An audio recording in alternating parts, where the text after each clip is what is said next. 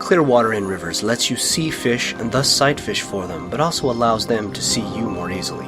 Nymphing is an effective way to fish clear water in these sight fishing situations. And this video will show you how to approach nymphing in clear water from about 4 feet to just inches deep with a slow to moderate current. I'll do this with insight that I've gained through over 20 years of nymph fishing and guiding for trout and be fishing for Great Lakes browns.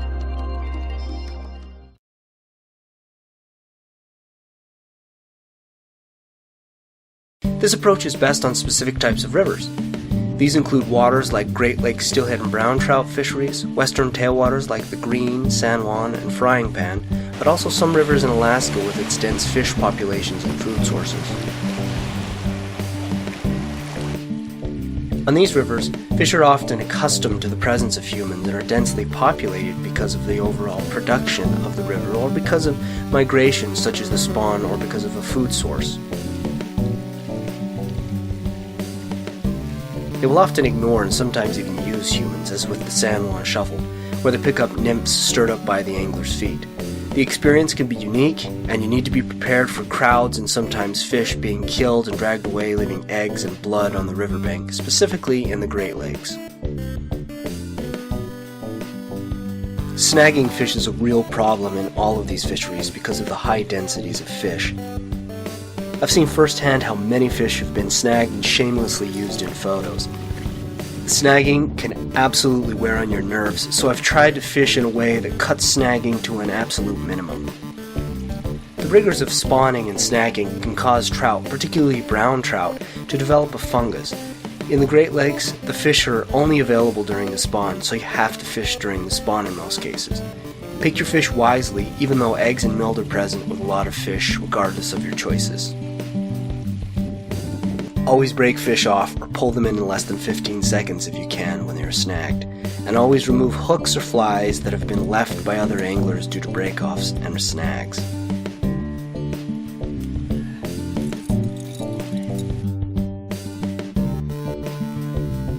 Nymphing setups are simple with a small split shot about 12 to 18 inches away from the fly or flies. With my first rig I use a white New Zealand indicator, and they offer orange as well. I position yarn indicators about the water depth from the split shot in slow to moderately slow water, since the more responsive indicator better prevents missing or false hooking fish. Here's how to attach the indicator, or see the company's website as well. First, slide your line into the tool. Then slip the small plastic ring onto the line. Make sure to give yourself plenty of room with the mono loop. Now slip some yarn into the loop and bring the plastic ring up flush. This is your indicator. Real simple. I pre-treat my yarn with watershed to make it more waterproof and to aid in floating. Then I use Loon's Aquel to help it float and a desiccant to dry the yarn if it gets soaked. I use a similar setup for my fly line indicator rig. The spacing is about the same, but I will sometimes use 2 indicators spaced out if the water is deeper. You can also bring the fly line indicator up a bit higher since it almost always sinks and is not meant to hold up the flies at all and is very responsive. It's great particularly in slow water. To make the fly line indicator, you need some old fly line. The larger the diameter, the larger the indicator. You also need the ability to tie a nail knot. I use a tool for this. Place your indicator and leader in the tool. The leader is absent here. Grab the front of the line, fold it back, and wrap back 1 to 3 times. Now slip the tip of the line through the hole that you just created, pull tight, and clip the sides. For weight, I use BB sides for the deepest water. More often, I use microshot since I am sight fishing. I want to avoid snagging, and I want to achieve more of a neutral buoyancy when the fly sinks to the fish's level. How should you approach nymph fly selection? The standard technique is to simply switch patterns or colors at random. A more methodical way to select flies is to think about characteristics such as color and flash. However, I find profile, proportion, and movement to often be even more important within reason. In other words, if a hatch is going, simply match it. The first section covers western tailwaters, the second section covers Great Lakes flies and egg patterns in general, and the third section covers triggering factors in nymphs with underwater footage. With western tailwater fishing, there are staple patterns that you can use nearly any time of the year, and these patterns are recommended, like all of these patterns, for clear water of about 4 feet to just inches of a slow to moderate flow. The first group consists of crustaceans in sizes 16 to 22. These include the mysi shrimp, scuds, and sowbugs. The second group is of small mayflies in sizes 18 to 22, with the bar emerger imitating midge, small mayflies, and even scuds. The third group is your midge pupa patterns, which will also imitate small mayfly emergers. Finally, midge larvae in sizes 18 to 22 are great patterns when there is no active hatch during the winter and early spring. The same can be said for the first group, crustaceans, although year-round in this case. Another group might be called the junk food group, and would consist of worms, crane flies, and eggs, but most of the time I use these as searching patterns except at certain times of the year. Most of these flies are simply match the hatch style imitations, and the triggering qualities are closely connected to the naturals. As a note, beadheads often let you get away with a little heavier tippet. The second group of patterns gives you a bulkier profile and larger proportion. These patterns are first soft tackle patterns, which are incredible all-round patterns when hatches are not strong or as a caddis pupa. I fish these in sizes 14 to 18, but both larger and smaller sizes are effective at times. Next, larger scuds and sowbugs in sizes 14 to 18 are effective on rivers that have larger sized crustaceans. My first 22-inch brown came on a size 14 scud on a western tailwater. These patterns are also excellent during the winter months and throughout the year when the fish are not keying on a specific prey item. Mayfly nymphs are effective from March to November on most tailwaters, and sizes 14 to 16 are great for pelmoring duns and blueing olives. Caddis pupas start in May and run until it gets too cold for them to survive, around October for the most part. These cover the best flies for general purposes, and particularly when the hatch is not going, but you must learn the specific hatches on your waters to be more successful. Great Lakes fish will feed selectively on hatches also, particularly in Michigan and in the spring, but the majority of the fishing uses triggering attributes of the flies. The first group is nymphs and small minnow patterns that steelhead and browns are regularly taken on. This is divided by stoneflies or size 8 to 14 nymphs, small minnow imitations, and articulated patterns. They form a movement scale starting from stoneflies to articulated patterns to minnows, which you will see in the underwater footage. Finally, egg patterns. Egg patterns are used in both the Great Lakes and western tailwaters. For tailwaters, size everything up, that is, make it smaller by 2 to 6 sizes. Each of these patterns has specific qualities and will sink and hover at different rates. I will begin with the faster sinking.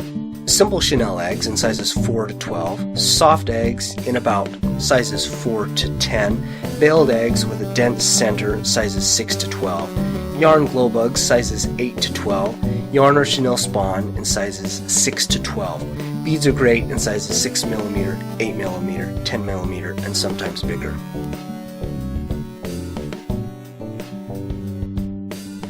Now take a look at the flies underwater and how each one has subtle triggering characteristics. The first nymphs have mostly a natural profile, with some erratic movement because of their shape. Watch how the articulated nymph has a subtle wiggle as it moves through the water. The minnow imitation has a naturally longer profile, and the nymph can bounce around underwater, appealing to more aggressive fish. With eggs, the chenille spawn hovers in the water column. The soft egg glows has a very round profile and sinks nicely, while the simple chenille egg sparkles and glows along the bottom. Finally, the bead has a great round profile while the hook bounces bottom. With clearwater nymphing and high fish populations, fish see lots of drifts. You don't always have to stay out of their line of sight, although sometimes this is necessary or better, but you do need to fine-tune your drifts since these fish see more false presentations than any other trout around. The three main drifts are up, across, and down and across. Casting upstream gives you the advantage of staying out of the fish's sight, but your indicator, weight, and line will often reach the fish before the fly, and this will diminish your chances of coaxing the fish to eat. Casting upstream or slightly upstream can be used, but I use this mainly to let my fly sink a bit more so that I can present across or down and across. Across or down and across will often put you in the fish's line of sight unless you are hiding or casting at greater distances. However, this presentation is the best for sight fishing and presenting the fly first without any other parts of your rig messing up the presentation. First, find a fish to cast to and position yourself up and across from the fish. Now, cast upstream of the fish enough to allow your fly to sink to the fish's mouth level by the time it reaches it. This reduces the amount of snagged fish considerably and is the most natural presentation for fish that know better. If there's no take, pull your fly out of the water softly and quietly, both to not spook the fish and to avoid snagging them unless you think a fish has taken the fly. Watch your fly as much as you can, and if you lose track of the fly, watch the fish's reaction. If you can't see either clearly, rely on the indicator. You need to do this all at once, and it gets easier with practice. Finally, set the hook up and into the fish's mouth and keep the angle downstream. 30-inch plus browns like this hen are truly rare in most parts of the world.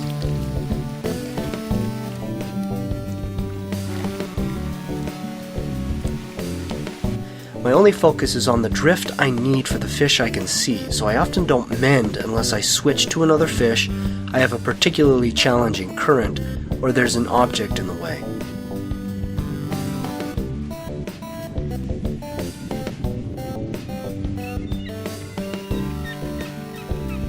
I can see this fish and set the hook when it takes. The indicator moves almost simultaneously as when the fish takes, since I have very little distance between the weight and the indicator.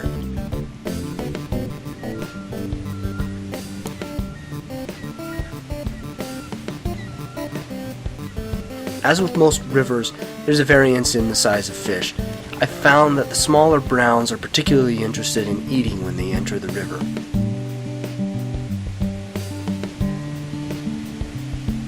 This fish was moving much more actively, so I concentrated on him rather than on the bigger fish that were not active at that particular moment. I'd rather catch a smaller fish than snag a large one.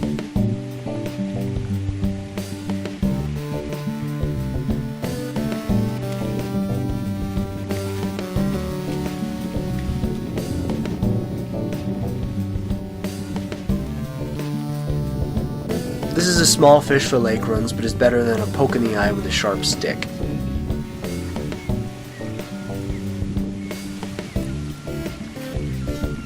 With this fish, you can see if you look closely that I set the hook before there is anything registered on the indicator. This is because I'm sight fishing first and relying on the indicator secondly.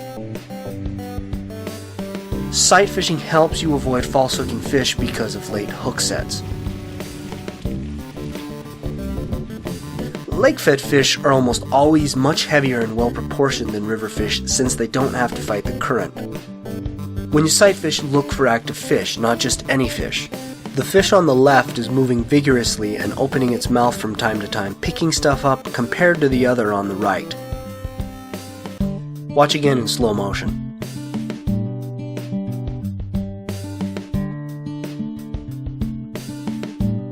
Here, I'm not casting to any fish, but casting to fish that look more receptive.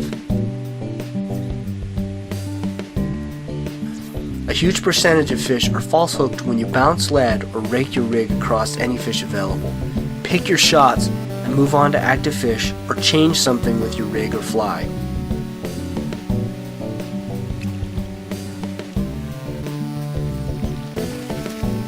In the Great Lakes, most fish will be bigger than any stream fish you have ever caught, but the techniques here apply to western tailwaters as well. The main difference is the size of the fish and flies, and that's it.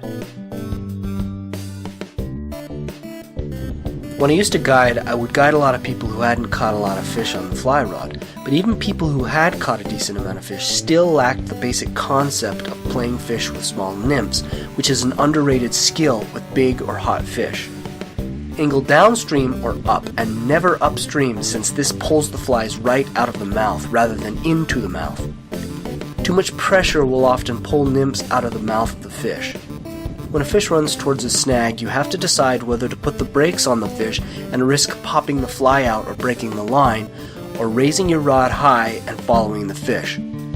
I usually put the brakes on when it is clear that you have little chance of steering around the snag. It's amazing how much pressure you can put on a rod and line with proper technique. Otherwise, I fight the fish normally and get the fish away from the snag by raising the rod and directing the fish away. I like to put hard, even pressure on the fish so that it tires quickly but does not flop out of the water, wrapping you around tree branches and throwing the hook, particularly with really small flies. If the fish begins to go upstream, let the rod work for you.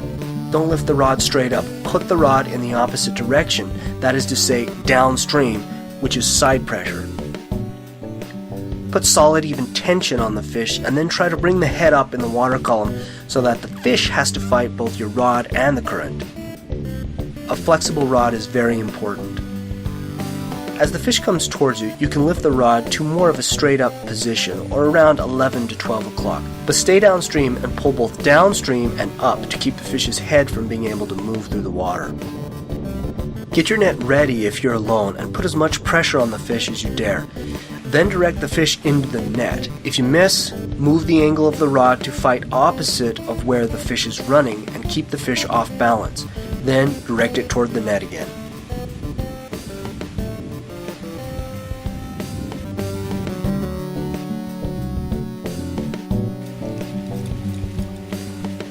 For me, a net is always better for everyone involved.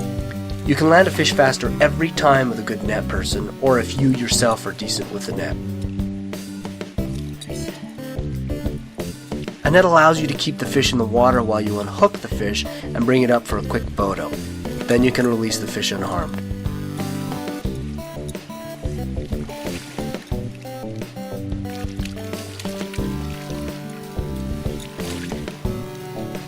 You can see that this fish is still dripping with water and is in good shape through the whole process, and this is important for me since I release all of my fish.